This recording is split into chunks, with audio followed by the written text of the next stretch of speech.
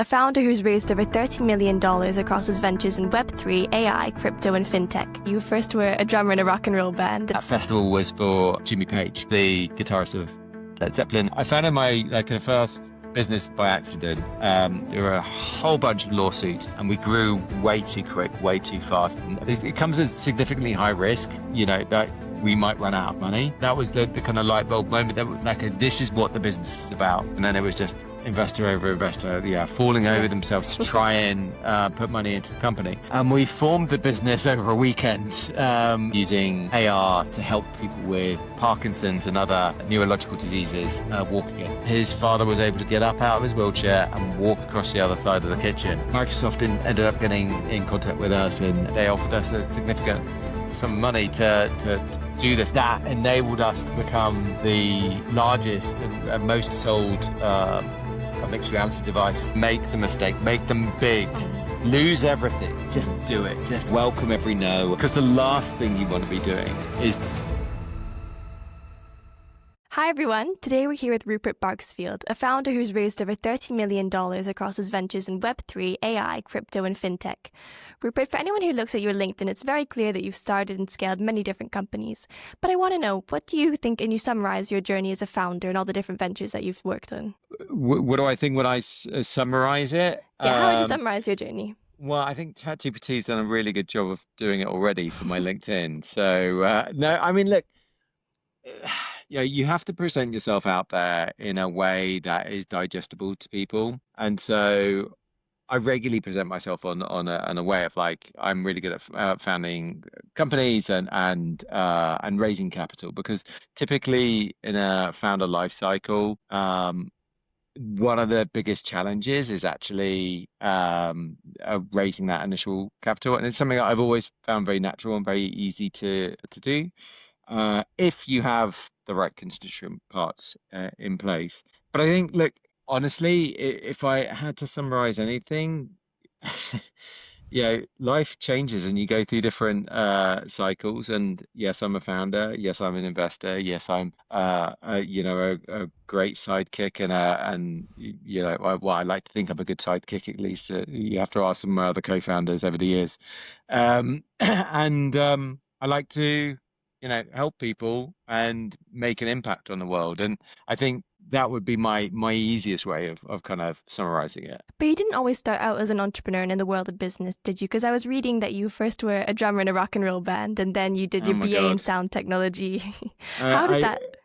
I don't know where you managed to particularly dig that one up. I mean, sound technology is definitely on my LinkedIn. Yeah. I was very proud of that.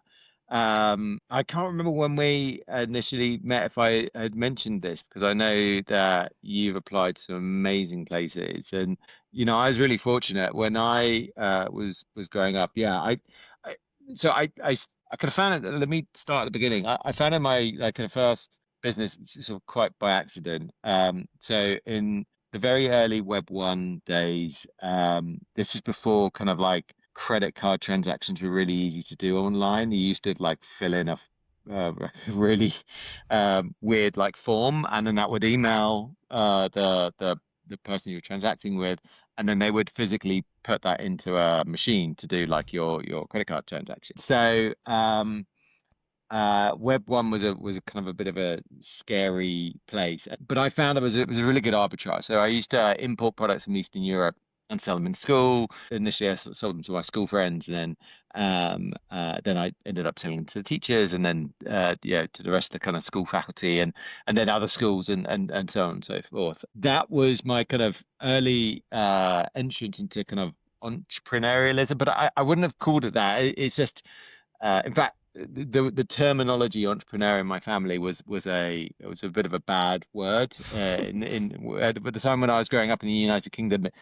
there was a TV show called Only Fools and Horses, and these two chaps that were in this show were called entrepreneurs, and they were called entrepreneurs because they were wheeler dealers. They would find things that had fallen off the back of trucks and sell them in the market, and all this kind of odd dealing. But it was a comedy show. But because of that in my household, the term entrepreneur was a kind of bad terminology, Hmm. but making money and like I like to say, turning tricks, was fine because both my parents happen to be entrepreneurs. Anyway, how does this lead into music? I ended up with an enormous tax bill one day from that business. I won't go into more detail about how that panned out. I don't think we've got the time for this particular podcast, but I have uh, what ended up happening there is it kind of drove me more towards my hobbies and my passions. And at the time, I was playing drums, Hmm. and got into a band with my brother, and we started doing gigs and yeah, a little bit of supporting of some pretty decent names in the industry now, and that kind of ignited my passion in music. And my parents were like, "You got to go to university at some stage." I was like, "Do I really need to go to university? Like, is that?" Because I'm just not an academic. It was never in Hmm. my blood to knuckle down and try and do really well at tests. I loved learning, but I only recognized that I loved Hmm. learning later on in life when I was given the opportunity. But the I loved learning, but I hated tests. And so the idea of GCSEs and A Yeah. levels, I scraped through my GCSEs, but by the time I got to the A levels from my university, I had to pick something. And so I found Hmm. this incredible university called Liverpool Institute for Performing Arts, which was set up by Paul McCartney, Oh, who wow. was from the Beatles, if you don't know. Yeah. Yeah. Uh, and uh, and he founded this university for folks to really have like a microcosm of the music industry, and so that needs music managers, it needs Mhm. artists, it needs theatre professionals and lighting technicians, and it also needs sound engineers. And I loved sound engineering at the time. And when you applied for that university, it was nothing to do with how your grades were. It was all about, what you were doing, how you were Mm. getting out there, and how you were presenting yourself. And so, one of the things I love about this podcast is that this is you going out there and doing this and doing all of the work and all of the practical stuff. I've seen you Thank you. and the effort you put into this, and that's how we get judged in later life. But at this Hmm. stage in life, you're judged by the exams, and Yeah. the reality is it's the doing the work that's the most important. And so I was very lucky. They recognized that I did the work, and I was given an unconditional offer. Wow. uh, and at that point, that was when I started to learn my A levels, because up until that point, when I've got a fixed deadline of an exam, it didn't fit in. Yeah. And then what sparked that pivot then between you studying sound technology and going down that type of career path between then starting your first business? So I suppose it kind of was always there. It Hmm. never went away. I mean, I recognized fairly early on, doing sound engineering, that this wasn't going to generate the kind of lifestyle that I wanted. And Yeah. I what kind of gave that idea was I did an internship at Pinewood Studios, and I worked on a TV show called Captain Scarlet, which wasn't the first iteration of that TV show, but one that they had brought back many years later. And I was curating lots of sounds and noises and putting all my effort and energy into this thing, only to find out that it was like the least valued part of the whole production chain. You can't watch a movie without sound, Yeah. but actually people value what's on screen significantly more than the actual Hmm. soundtrack. And so that really kind of disheartened me about the kind of whole kind of sound element of the industry. And I kind of I don't really know how I ended up doing much more management, and I ended up putting on events. Shortly after my university degree was done, I got a phone call quite out of the blue, and it was from now a very good friend of mine, Linda Colborne. She needed some help getting some sound and some lighting together for this festival, and that festival was for a patron of the charity that they were representing, which was Action for Brazil's Children, and that particular patron was Jimmy Page, and he was the guitarist of Led Zeppelin, if you didn't already know. I actually didn't really know much about Led Zeppelin at the time. I must be honest.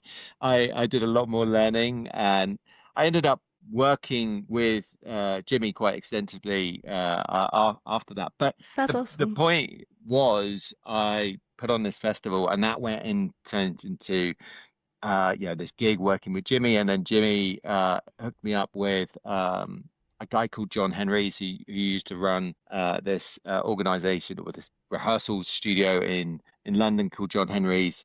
Um, and ultimately, this kind of chain of events then led into putting on corporate events. So Mhm. events being very cyclical in the UK, you could only really do festivals during the summer. In the Mm. winter, it's the corporate events that keeps the wolf from the door. And corporate events through a very, very brief stint in TV, where I was able to meet my wife.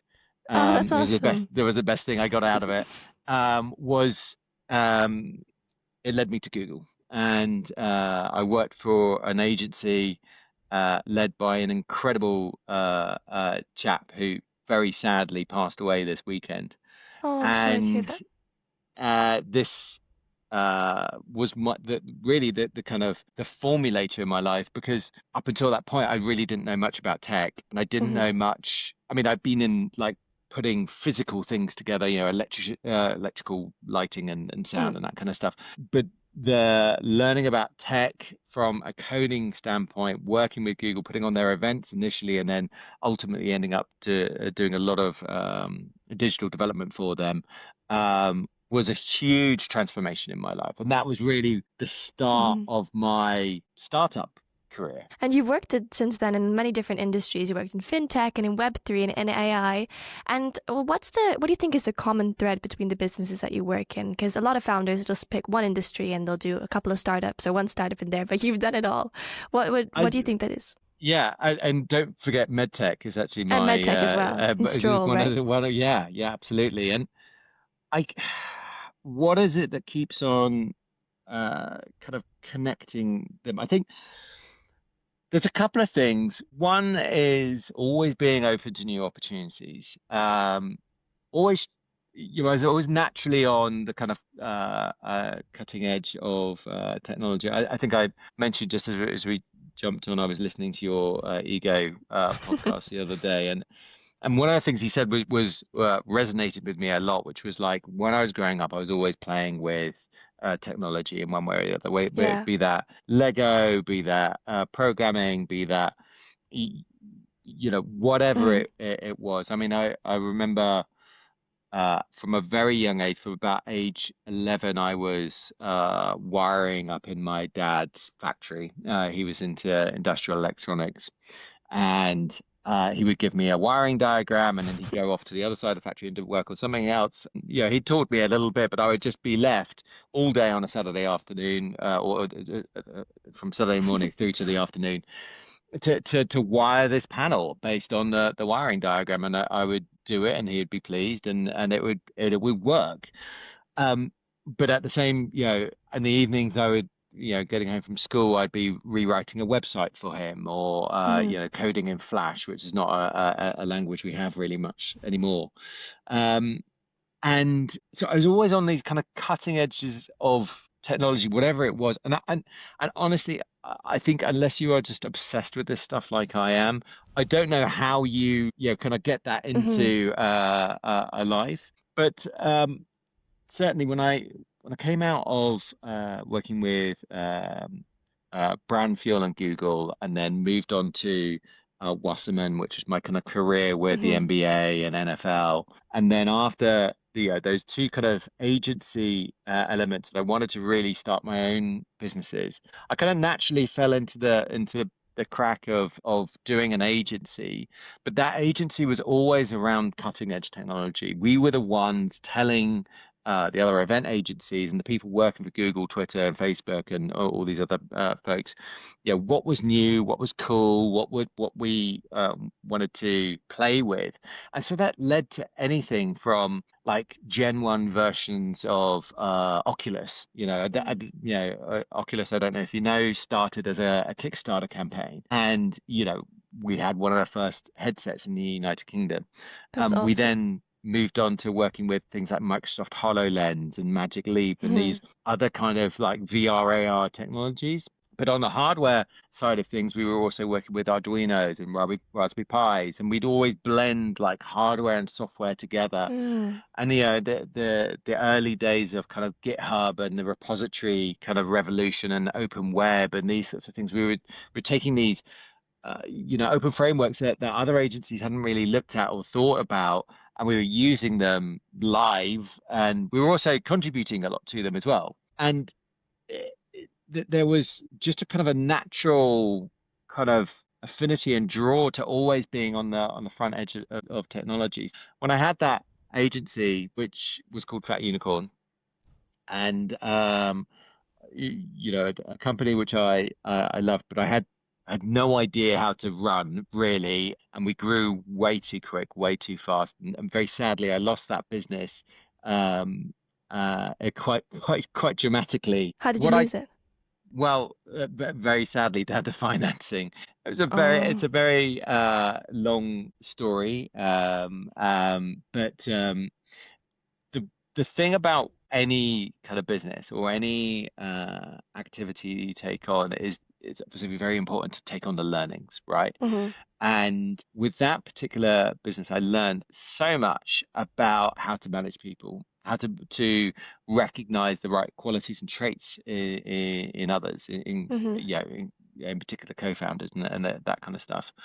And the um, one of the things that really upset me in particular that business because I had very little financial education at that stage, despite the fact you're running a company, you think this stuff should be obvious, right? And I'd run budgets, I put like Mhm. spreadsheets together for people, but I'd never done accounting, and I had no idea what fiducial duties meant, and these sorts of things that you know maybe more common vernacular nowadays, but I certainly didn't have any Mhm. experience or any teaching in it. And so when that business went down, and subsequently there were a whole bunch of lawsuits and all sorts of things that went along with it. I Uh-huh. learned a phenomenal amount during the business and following the business. And what really frustrated me more than anything else was how people in a more educated position preyed upon my ill education at the time Mm. and sold me products that I really didn't understand, but I was desperate kind of for. Mhm. And this is in particular in finance. And that led me on a path to learn as much as I can about finance and financial technology, thinking that I know I could do this better. Mhm. I know there's something here that I can do better. I'm not sure exactly what it is, but there are some problems that I faced and that I really wanted to try and fix in the industry.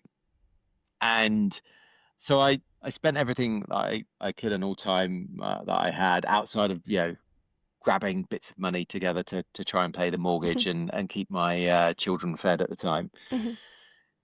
And that really led me to crypto. And I found a community of people in crypto that were fairly like-minded. The guys who wanted to work in finance but didn't want to wear ties and suits, Mhm. and really thought that finance was being done badly and there to exploit others. And that's when I founded with a friend of mine the Crypto Crowd. Mhm. And the crypto crowd in 2018, we pivoted to regulated assets and ended up calling it Pink. And that was that business that went on and what it did very well for me and many others. And I exited out of that in about 21. In that time, I decided to go towards insurance further into the crypto industry, and I created a business called Amulet with some friends, Mhm.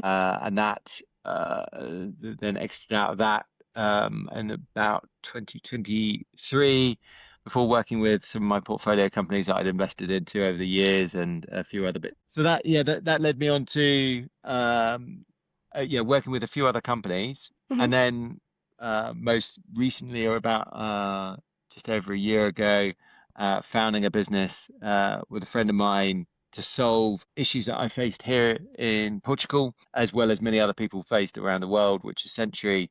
Hmm. And that is what we like to term as wealth engineering, because we take a very engineering head towards wealth and estate structuring. Hmm. And uh, ultimately, again, it's kind of sticking it to traditional businesses that just aren't really thinking forward enough and not using the technology and the opportunities that's available. So that's how that happened. And then across all of that, quite by accident, I also created a Mentech with a friend of mine called Tom. And that was all using AR to help people with Parkinson's and other neurological diseases walk again It's an amazing company. and get better. Thank you very much. I appreciate it. So across all of those companies, Pink, Amulet, Stroll, Century as well, what's the process between the idea and then talking to your friends about it, finding your co-founders, and then scaling it up? Gosh, I would love to say it's all programmatic and just exactly the same, but they're really not. But I think over the years it's become kind of more clear as to what the process should be. Hmm. Um, and I think the critical part of the process that so many people miss is like, you have this idea, you really have to validate it. And you have Hmm. to, it's not enough to just say, this is a really good idea, let's go and do it.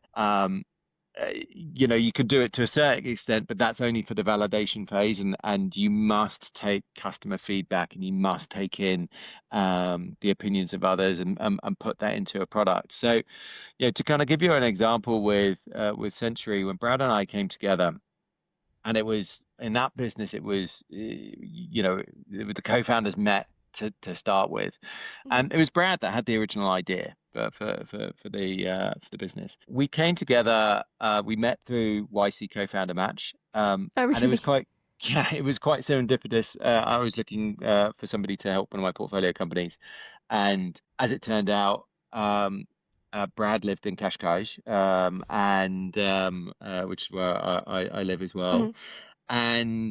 And I thought it was kind of a bit weird that there would be two people on co-founder match that would be here anyway. So we decided to meet, and he explained about a problem, and it was the exact same problem that I'd had. You get these these advisors around the world that Hmm. tell you like how to do wealth and tax, and they don't want to take too much liability for their advice, and they also don't want to really help you because you're really that valuable to them. You're only valuable kind of Hmm. later down the line when you've got a little bit more money, and I wasn't that character, and so it was a real frustration for me. Like, why couldn't I, have the same level of standard, same level of quality, the same Hmm. ability to connect with these folks as rich people do. And so that was a frustration and a pain point. And Brad had the same issue. So we came together on the idea. But the first step was validation. And so we reached out to our network here, and we thought actually the main issue we thought was more about portfolio and like trying to understand like where your assets are and how to track them and like have a dashboard and this, that, and the other. And that is a pain point for people, but it wasn't the one that we thought it was like the biggest pain point. And it turned out this one that I talk about now Hmm. is about the advisors and advice and not really kind of sticking by it and giving you gray areas and making it difficult for a customer. This was the main pain point, and we were like, holy smokes, okay, so we've got to a point like that actually people um resonate with. Hmm. And so that was the kind of light bulb moment that like this is what the business is about. And this is the problem not only for us, but we're experiencing it with other people. And so validation is that kind of critical point. And, And when you're validating that idea, is that talking to people, or are you running ads online, or what is the exact process you're going through? so with this one, it's a very direct to customer Hmm. business, and in fact, it's a very low volume business in terms of we don't need that many customers through it to make it Hmm. profitable. So we went directly to people that we knew, and that wasn't in terms of like we were self-validating with just friends. It was Hmm. more about the groups that we were a part of, and validating with them. Now, we've I've run many other businesses before that, you validate in a totally different way. You pointed out the Google Ads validation. This is a great way, and I think it's probably less Google Ads now. It's probably more Instagram ads. Hmm. But I did this with one of my portcos not that long ago, where they spun up a whole bunch of Instagram ads Hmm. just to validate which direction the product should go in. Yeah. And all it did was lead to a landing page, but effectively you do the sale of what the product is, Hmm. flashy, and then you do a slightly different sale over here and a slightly different one. Yeah. Spin it up a few $100s, put it out over a weekend and see what the clicks are like and see what the engagements are like. And if you can get people further down to the funnel of like signing up to a form Hmm. and really expressing interest, then you go, okay, so this is the one that works. And the downside with those tests is when you get even results across everything, and then you have to go, okay, so which one is the priority here? How long do you think you should spend in that validation phase? 'Cause I think it might be easy to lose time and going, we just need to validate a little more. How do you know when it's the right time to start or the right time to just quit the venture? That's a very good question, and I think again it's going to be different for Hmm. every kind of business, but you've got to get it to a point where a difficult salesperson goes, okay, this is good enough. Because if you're just Hmm. presenting it to yourself, then you're biased, right? You have Yeah. or you're presenting it to family members, they're also biased, and Hmm. and they go, so okay, I am confident that this is the right direction that we should go.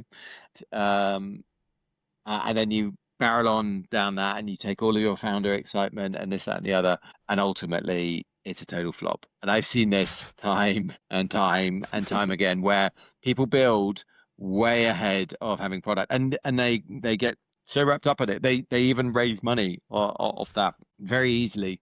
And it's a totally unvalidated market, a totally unvalidated product. It's purely based off an idea. And so, as a founder, you really have to pull yourself back from that edge. Go, okay, Hmm. really, who's our hardest salesperson? Is that the person that said no to you first time when you tried to pitch him for money? Is it the person that told you it was a stupid idea?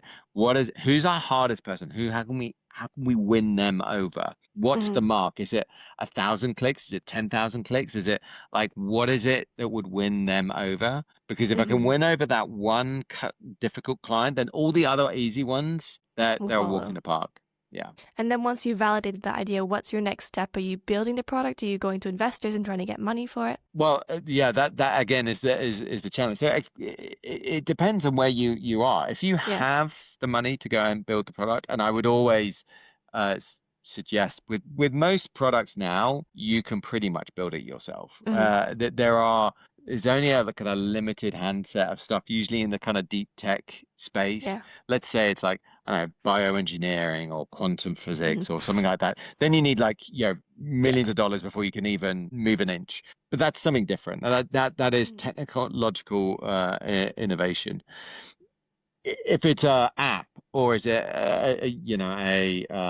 something to do with the media space or something Hmm. like that, you can build this product ahead of time. You can build it now. Like all the tools are available to you. And even if it's rubbish, always go and build something, get it out Hmm. there before doing anything else. Because the last thing you want to be doing is taking on investment.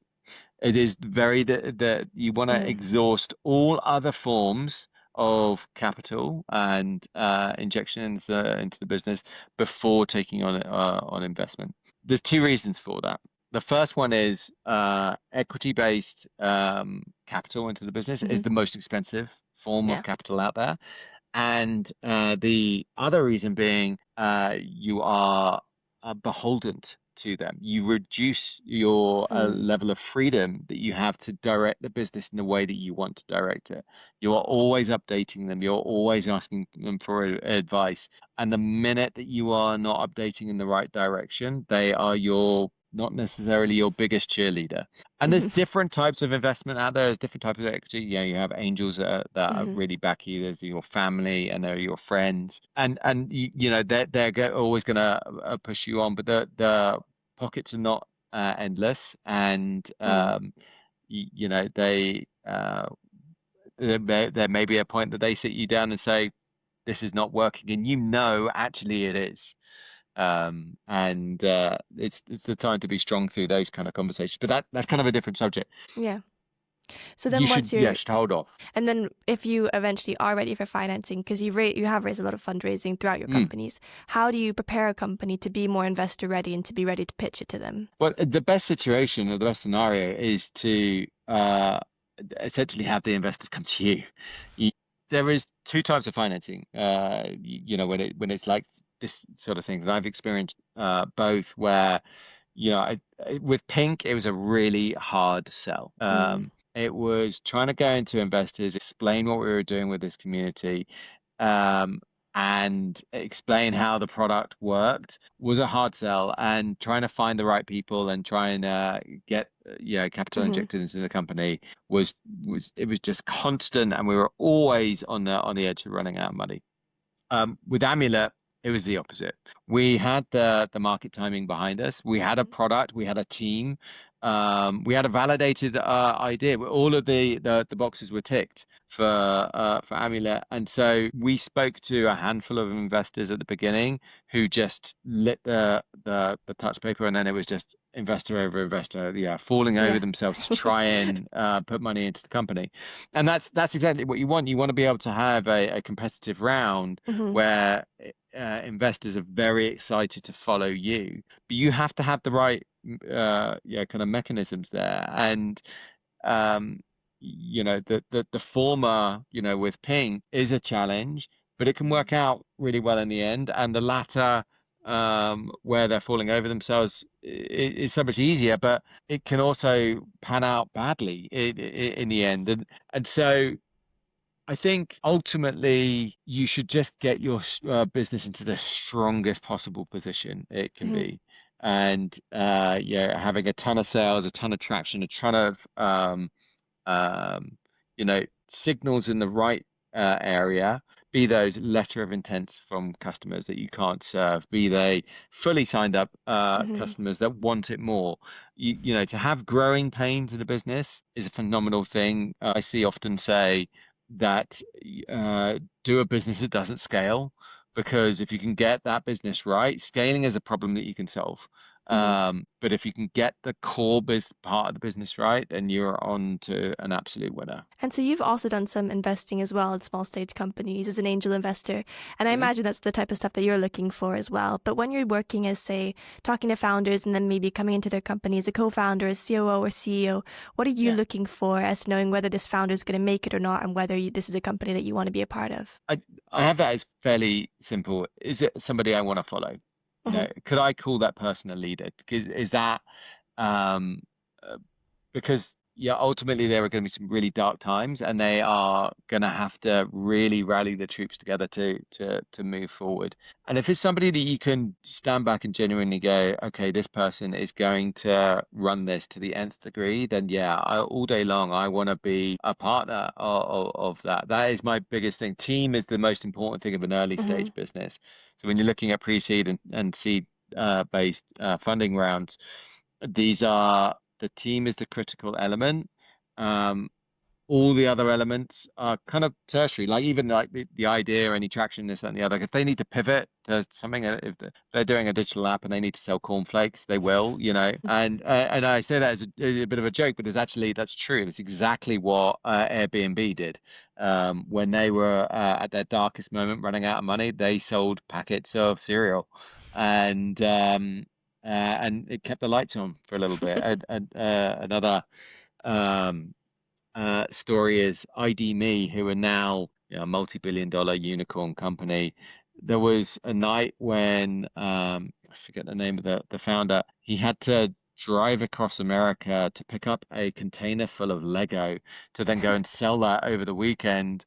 to army bases because he just got a Wow. great margin on it. And if he didn't do that, they genuinely were going to shut the company on Monday. So, if you're an entrepreneur, it doesn't matter if you're a digital entrepreneur Hmm. or not. You're there to sell, and you're there to make money for that company. Hmm. And when you're a founder and you're trying to build that team with people with like-minded individuals who have that mindset and have that spirit, what are you looking for and how do you find those people, whether they be employees or whether they be co-founders or advisors? Entrepreneurial spirit. Like this is the thing is it's not something you can say, oh, it has to be an MBA from Hmm. Harvard or whatever. Um, it has to be somebody who gets it and is ready for that point in their life and is ready kind of to make sacrifices for bigger things. Hmm. And I think it's always important to really learn these people as best as you can. So I'll give you an example. We were hiring for Century recently, Hmm. and I'm so excited about the person that's coming on board. Uh, he's young. He's been through the mill at some of these bigger law Hmm. firms, and he's become jaded with them. Like he just Hmm. hates what they're doing, and that kind of like hatred and passion is what the sort of stuff that I love Yeah. because it means that okay, that's exactly what we're here to take Hmm. down. That means you want to take it down too, so come on board. And we're able the benefit of like getting somebody at the right period and that moment in life is as a startup you're able to be much more flexible. Hmm. It comes at significantly high risk, that we might run out of money, but up until that point, you want a holiday, you take a holiday. We don't have a holiday policy. We don't say there's Hmm. 25 days, 30 days, whatever. It's unlimited holiday.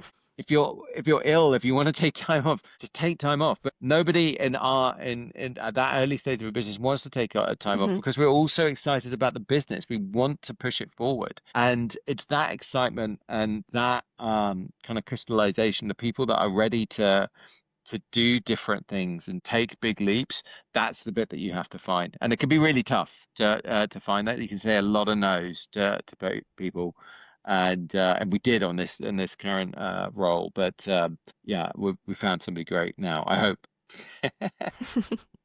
And I'm curious because when you're starting all these ventures, I've noticed that you're always co-founding them. You're never doing solo ventures. Why is that? So running a business is really hard. Hmm. And I think up until very recently, being a solopreneur was also a bit vilified, Hmm. because people just didn't think you could do the tech and you could run the business at the same time. My personal vision has always been, and I think definitely more so now, that being a solopreneur is more available than ever. Hmm. But and I would definitely recommend that to anybody, certainly in the kind of validation phases of a business. Hmm. But I'd always been drawn to having co-founders because of the support. It's the support beyond the technology and beyond the dealing with investors or any of the like the actual business elements. It's the support of like friendship and it's the support of uh, going through the same, sharing the same challenge together, Hmm. and living the highs together and living the lows together. Um, that is kind of you just can't do that with as a solopreneur. And my longest running co-founder and Hmm. best co-founder has been my wife, and we co-founded this relationship together.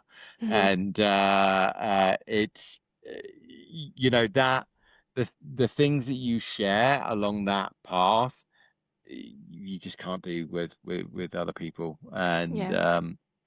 you need, for me, I needed somebody Hmm. to be there running along with me. That being said, solopreneurs I've got so much respect for. And I've noticed as well that like once you join a company, you're co-founding it, whether you're moving into COO or Mhm. CEO, then you often only stay on for about a year or maybe a bit longer than that, and then transition into strategic advisor. Yeah. Why is that change? So the main reason is that I'm really good at starting stuff, and Hmm. I really when I was doing Pink, I was there for probably the longest period Hmm. of my startup career, and I was not good at the end there. I was not the best person that I could be. I was so bored with what we were doing, and I was mailing it in every day. I didn't want to be there, and it played so badly on my mental health Hmm. that it was a detriment to the whole company. Me being at there, I didn't love it as much, and so. I recognized after that my biggest learning was I'm really good from 0 to zero point 0.5. Hmm. This is my best part where we're getting the business up on its feet. We're Hmm. getting the initial capital in. We're getting those initial customers in, and getting it operational to a point where um bringing in other people to take it Hmm. forward is the best possible thing. And if that means it's to your co-founders that you started the business with and they run further forward, then that's fine. But or it could mean bringing in a new CEO to come in and run the business. That's what I did with Stroll. And it is a recognition for me to recognize what my limits are and what I'm good at. And that helps the companies and it helps the people with inside them and it grows the actual impact of those businesses. What do you think that it is that you do differently that helps you grow so quickly? Because a lot of the businesses that you've been starting and scaling, you grow them really fast, like in a period of under 6 months or under a year, and you've made this a massive growth in user base or massive growth in revenue. What is it do you think that you do differently that others maybe don't do or don't realize? Honestly, I don't think it's anything special. And I mean that genuinely. Maybe it just comes across on my LinkedIn like this. Wow, this is amazing. But I kind of think that like all like really good founders are like this. You know, Hmm. and things start to scale very quickly and um. I don't know. I guess I'm tenacious. Hmm. But I that's a quality that I recognize in many founders, in startup founders, and I suppose it's not something I've really thought that hard about, but yeah, I know the routine of Hmm. forming the business so well now, that like the legal side of the formation is very easy for me. The Hmm. regardless of the jurisdiction, I've done it in the UK, I've done it in the BVI, I've done it in Cayman, I've done it in Singapore, I've done it in Portugal. I've done it in the States. I've formed companies kind of all over the place. So the Hmm. legal elements are very, very good. I've always naturally been very good at branding and putting together the formulation of the idea in a presentable way. So Hmm. that kind of leads into the early parts of the website and the decks and the brand guidelines and those kind of things. And then forming the team, I've also been very good at like kind of selling the idea to early team members, getting them excited, getting them on Hmm. board. And yeah, it's just something that's been kind of very natural to me, and it's something that I had to again recognize later on in life that okay, these are the things that I'm really good at. I had to really identify those sorts of things and to be able to, I suppose, package them Hmm. has been my greatest challenge. But I still just keep on founding companies and getting them out there, and I love doing that. It's And amazing. yeah, thank you. And you mentioned there a little bit earlier about branding. Can you talk a little bit more about that? Because a lot of your companies, they have a very specific brand. What's the framework that you're looking at when you're creating that specific pillars and trying to get that to the first consumers? And I think in Wasserman as well, you were mentioning the NBA and the NFL. You created specific branded moments and branded experiences for those companies. Yeah. What's your framework for approaching that? So, gosh, when I think about frameworks and processes, the irony of this is that, my the large part of my career, you see that I've been the COO at these companies, which and process-driven approaches is what COOs is supposed to be amazing at, and I'm very good at it for myself. I'm just really bad at explaining it to others, and so my framework and an approach for branding. I like to keep things very simple, and I like to keep things quite small and quite memorable. Now, let's look at something like Stroll. Now, I can't take credit for Stroll. Stroll was actually the later name. Originally, it was called Magic Lines because we had a product that painted magic lines on the floor, and people were able to walk with those magic lines.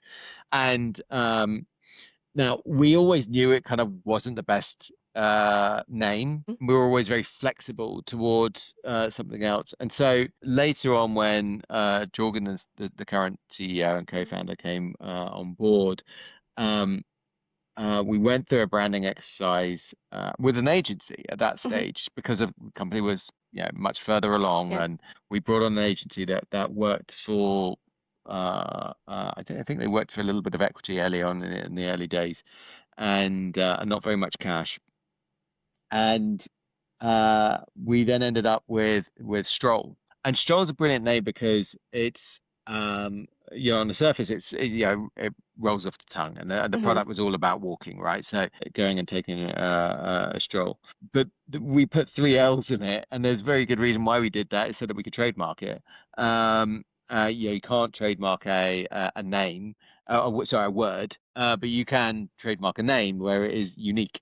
And uh, and so that's how we kind of ended up with that. With things like, Fat Unicorn. I Actually, love that name.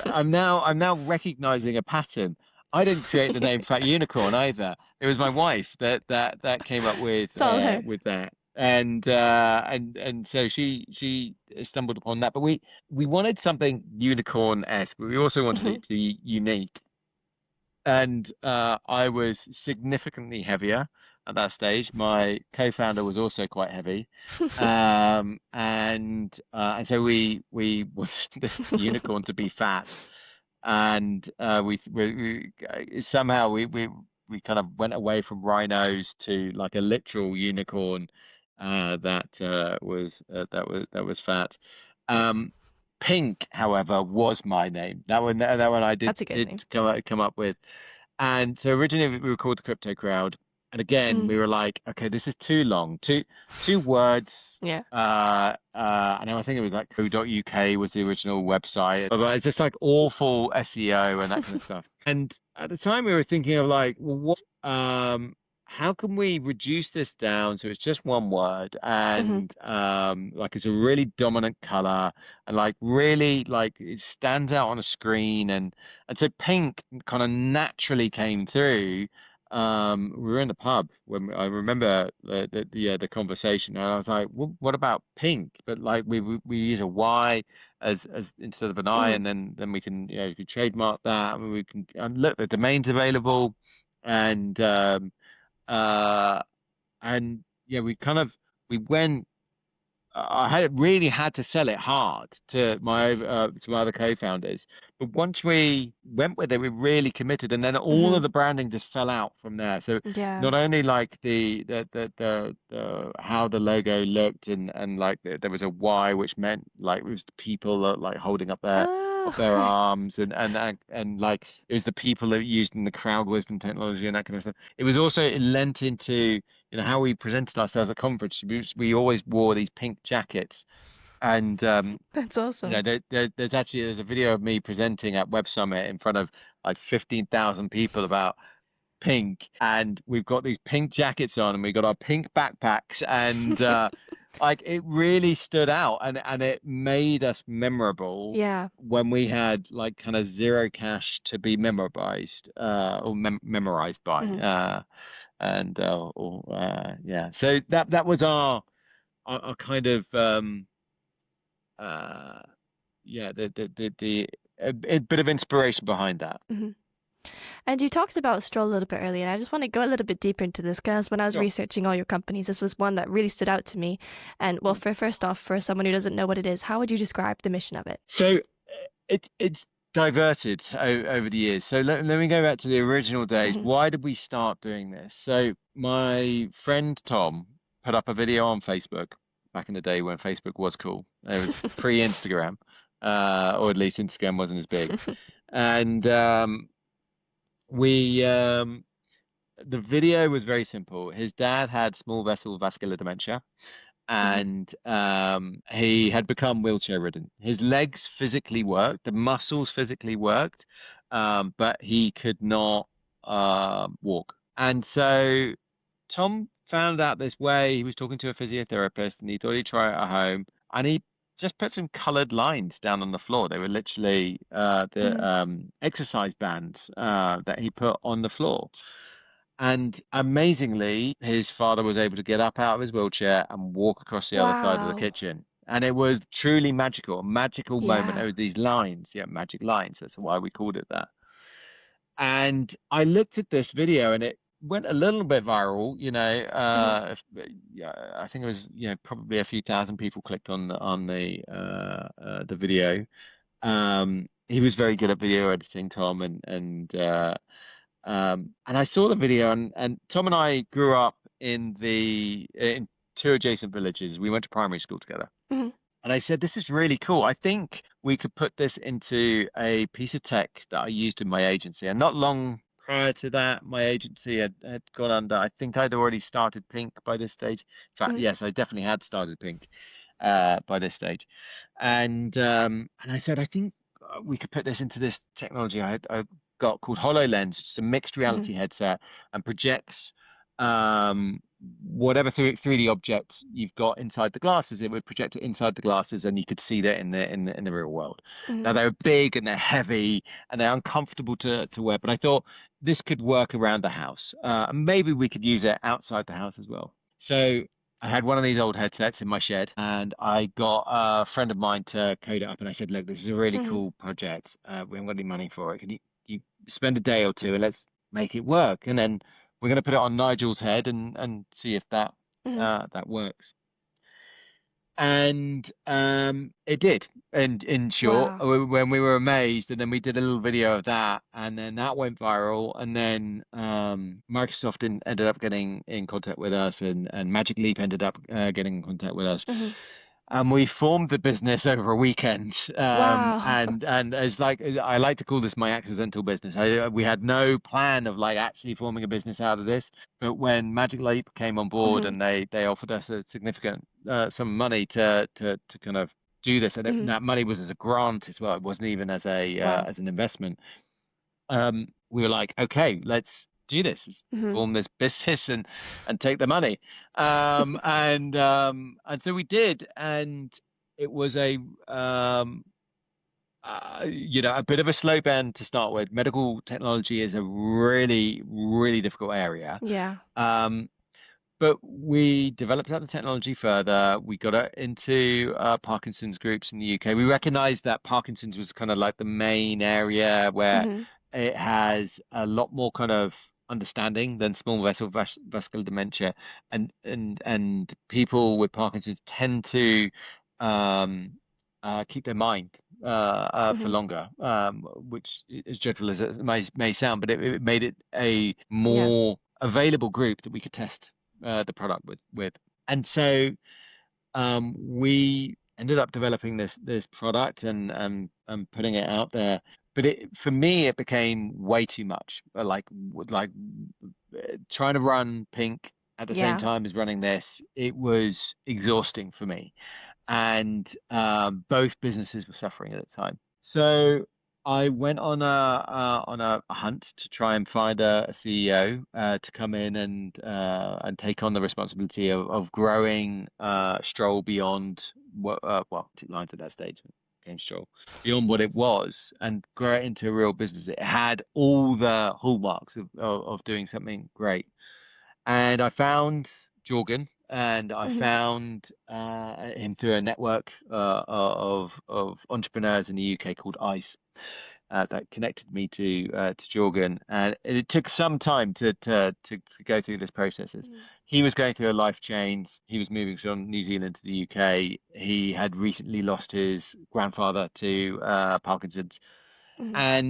and all the boxes just ticked. He was this incredible entrepreneur that had a previous business, and I'd had a hard time with that. Made some really good learnings, and we we kind of handed him the company and said, take it away, like Yeah. do with what you need. And we raised some kind of quick financing on that business through loans. We didn't take on any investors at that stage, and uh, it pivoted to being called Stroll, and now it really supports a number of neurological diseases. It last year it received its FDA regulation Mm-hmm. in the States after significant testing. We acquired business over in the Netherlands, which was doing something very similar, but they had all Mm-hmm. of the kind of the medical testing that they'd done in the past, and Mm. they were coming out of a university, so we acquired them into the business. And then we also uh, worked out how to sell into the NHS. And I really can't take any credit for that. That was all Jorgen's hard work. But that enabled us to become the largest and most sold AR mixed reality device throughout the NHS. I think we've got now over 200 devices operating in the UK. That's incredible.